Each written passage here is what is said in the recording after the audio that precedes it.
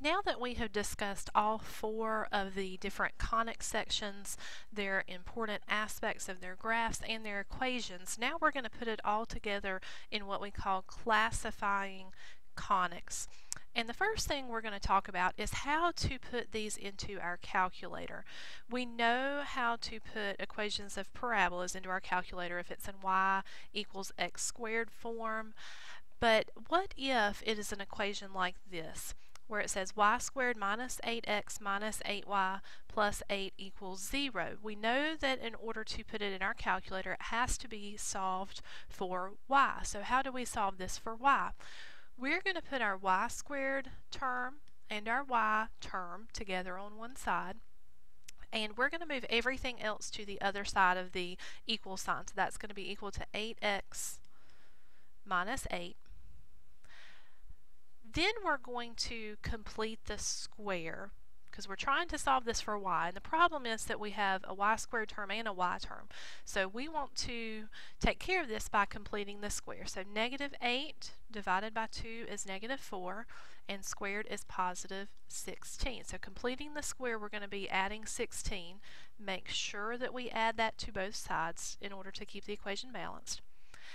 And then to write this left-hand side in its factored form, that is going to be y minus 4 quantity squared equals 8x plus 8 on the right-hand side. Alright, so now we only have a y in one spot, so this is definitely going to help us get this solved for y. Next thing we need to do is square root both sides. So a square root of something squared cancels out, and we have y minus 4. Don't forget, when we square root something, we have the positive and negative. So this is going to be plus or minus square root of 8x plus 8. And then one last step to get the y by itself will be to add 4. So I'm going to write this as y equals 4 plus or minus square root of 8x plus 8. So in order to graph this in our calculator, we are going to have to break this into two parts. We might want to put in y1, the one with the positive square root, so 4 plus square root of 8x plus 8, and maybe in y2, put the other one, 4 minus square root of 8x plus 8. So this is going to be a parabola. It's not going to open up or down. It's going to actually, because this is a positive number here, it's going to open to the right. So the positive part will be the top part of the parabola, and then the y, what we have right here in y2, will be the bottom part of the parabola. Alright, very similarly with this one, we have 4x squared plus y squared plus 24x minus 2y plus 21 equals 0. Again, we need to solve this for y so that we can put it in our calculator. So we're going to leave the y squared and the y term on the left-hand side, and we're going to move everything else to the other side, which is going to be a negative 4x squared minus 24x minus 21. So put all of your y terms together on one side, move everything else to the other side, and then we're going to complete the square. So negative 2 divided by 2 is negative 1, squared is positive 1. Make sure we add that one to both sides. So factored, that's going to be y minus 1 quantity squared, and then all of this mess, negative 4x squared minus 24x minus 20. Alright, keep going the same way we did on the last one. We're going to square root both sides. So I have y minus 1 equals, don't forget our positive and negative square root, and there's nothing else we can do to simplify all this. We're just going to write it down again. And then last step would be to add 1 to both sides. So y equals 1 plus or minus this big square root. Alright, so again, to put it in our calculator, we're going to have to separate it into two different parts. One with the plus and one with the minus. Alright, take a look at this third example. It says identify the type of conic section and write its equation in standard form. So remember, our four conic sections are the circle, the ellipse, the hyperbola, and the parabola. Now, looking at this equation, notice how it has an x squared term but no y squared term. That clues me in that this is definitely going to be a parabola. The other three conic sections have an x squared term and a y squared term. Because this one does not have a y squared term, I know it has to be a parabola. Alright, and the form of the equation that we're going to use, because it is the x term that is squared, we're going to use x minus h squared equals 4p times y minus k. Alright, so that's the form that we would like for this to be in. We are going to have to complete the square with the x stuff, so we're going to put x squared plus 2x all together on one side. Let's go ahead and move that y over to the right, so we're going to have y plus 3. Alright, and then we need to complete the square again. So 2 divided by 2 is 1, squared is 1, so we're going to add 1 to both sides. So in factored form, this is going to be x plus 1 quantity squared equals y plus 4. So you can think about that y plus 4 being our y minus k. That is what is in the parentheses. The coefficient out front, our 4p, is actually a 1 in this case. So we have answered the question. The type of conic section is a parabola. The equation in standard form is the x minus 1 quantity squared equals y plus 4. Alright, another one very similar. Says identify the type of conic section and write its equation in standard form. So the directions are the exact same, just a different equation. This one says 2x squared plus 3y squared plus 12x minus 24y plus 60 equals 0. Now the one type of conic section that I can definitely eliminate, this is not going to be a parabola because it has an x squared term and a y squared term. So this cannot be a parabola.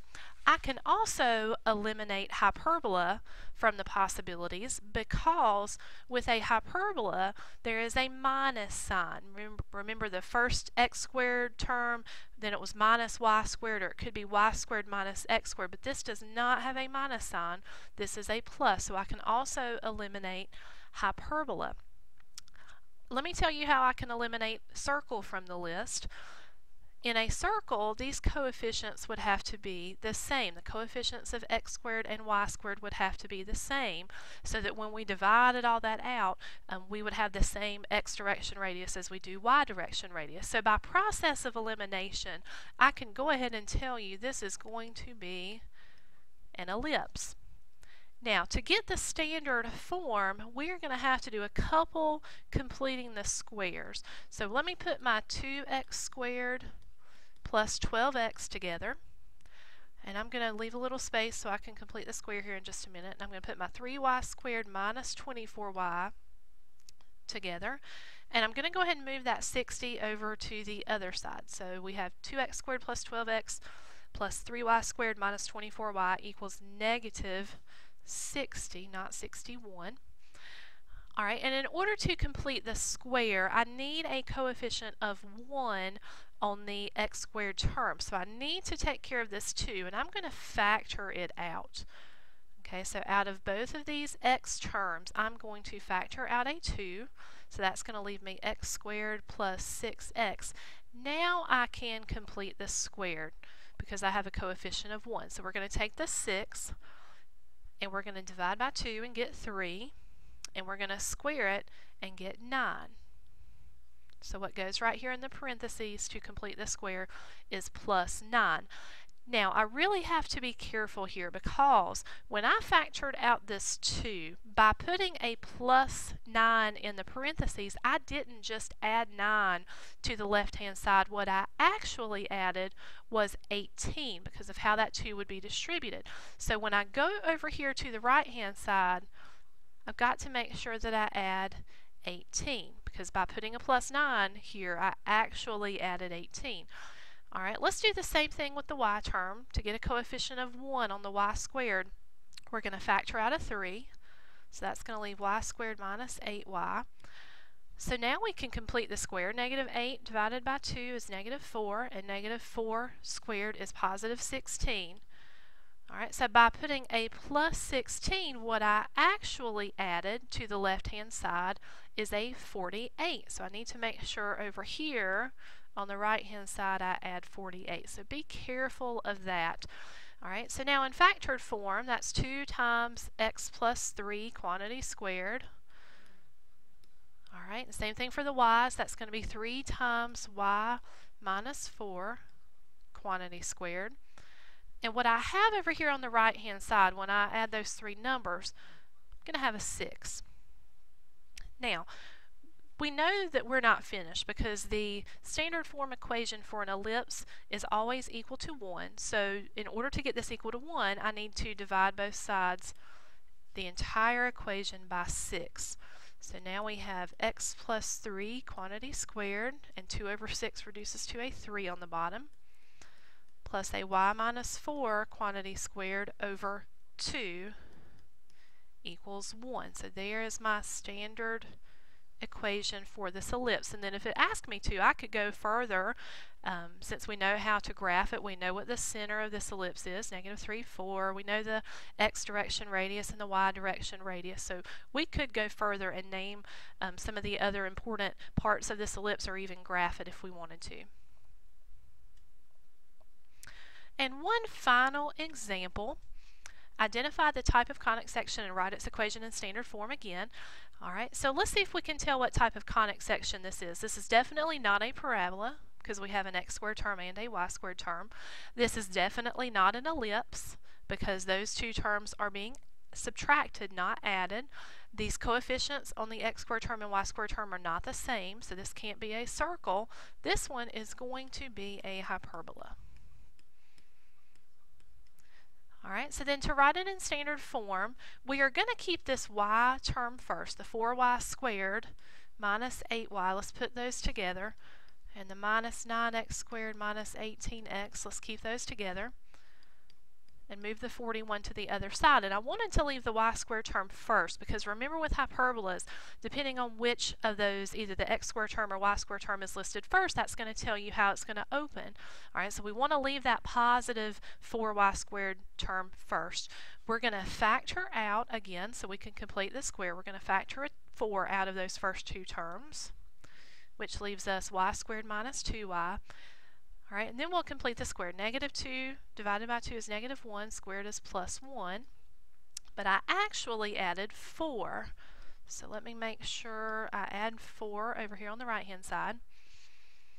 Alright, and then the x squared and x term, let's factor out a negative 9, which is going to leave me x squared plus 2x. So now we have a coefficient of 1 and we can complete the square.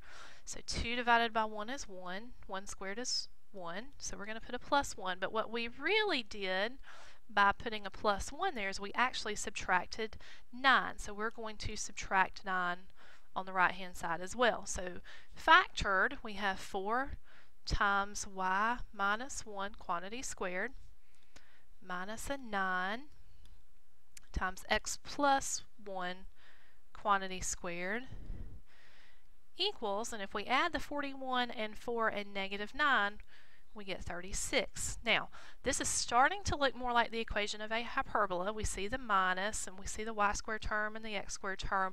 But one last thing I have to do.